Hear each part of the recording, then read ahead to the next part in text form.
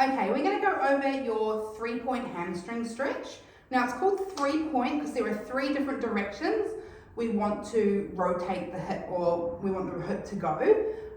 So the thing I want you to think about this hamstring stretch, and really most of the ones that you do, is it's more about the pelvic position than it is with the forward fold. So often what will happen when we're doing stretches is we'll just fold forward, and yes, you'll feel it through the back there, but we're not really thinking about much of what's going on. We might have an arch through the back, we might be dropping through the pelvis. So what we want to do is, if we think about how the hamstrings are attached into sort of the back and around the knee, and then right up onto our pelvis, so they're on those pelvic bones. So we want to kind of do this positioning with the pelvis, yep? So we don't want to keep it neutral unless that's what we're going for. As we move into our stretches, we want to, and especially with this one, we want to rotate that pelvis, so dropping the pelvis forward essentially, yeah?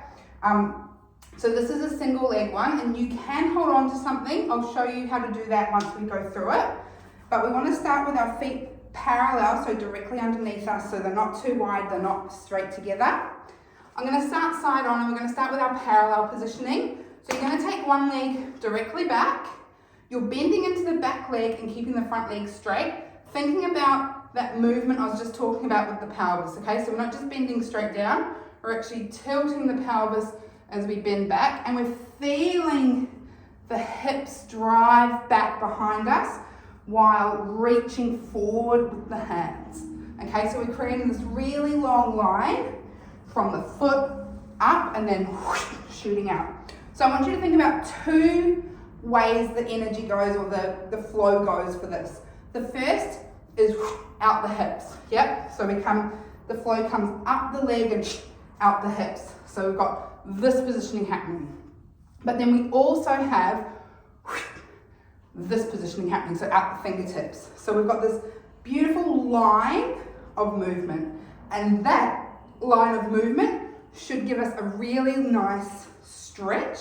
And it's not a hard stretch like if you were doing splits or anything like that, but it should be a lengthening, really lovely flow through there. Now you might notice my foot is flat while I'm doing this, okay? If you need to get a little bit more balance or work through this exercise, keep that foot flat. You might also find that you get a stretch through there, and that's great, you can keep that foot down. If you feel like you want a little bit more, you've got your balance, you can lift that foot up. We're still doing the same thing though, hinging those hips, taking those hips back, pushing that or rotating that pelvis and dropping it forward, and then stretching those arms out. So the basics of this movement are the same regardless of whether you do which one. So we've got parallel, we have turned out, and then we have turned in position. So parallel is literally you've got your feet straight underneath you, not too far apart, not close together.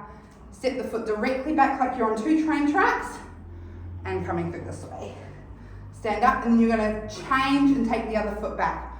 So we're going to alternate, unless it says something different in your program, it's always alternating side to side. So you'll start with parallel,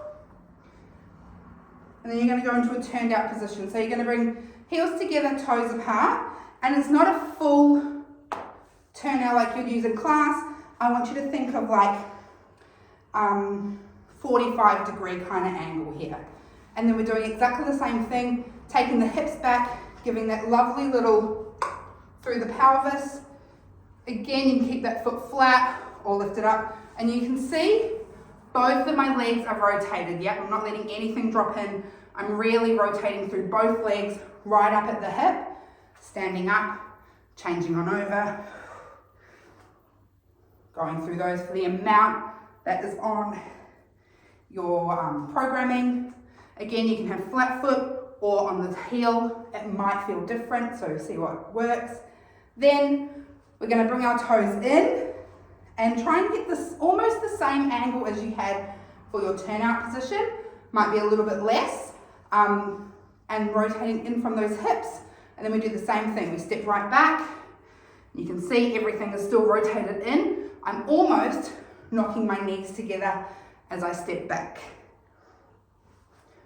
And again, if you're feeling comfortable here, you can bring that toe up and heel down. Still working on that positioning of the hips as we step back, rotating them, hands go up. Now, as I said, you can use something to hold on to, so I'm just going to hold on to this here. You want to be far enough back so you can get that nice pull, that nice stretch. So you're going to start, you'll be slightly further forward, and then you step back. And you can definitely find what works for you. This is a really nice one if you want to get a little bit of an added stretch. Maybe you're not understanding or feeling how I was talking about the energy going backwards and forwards. This can really help you with that. And also, if you're finding it hard to balance, this is a really nice way. You can do them all on there.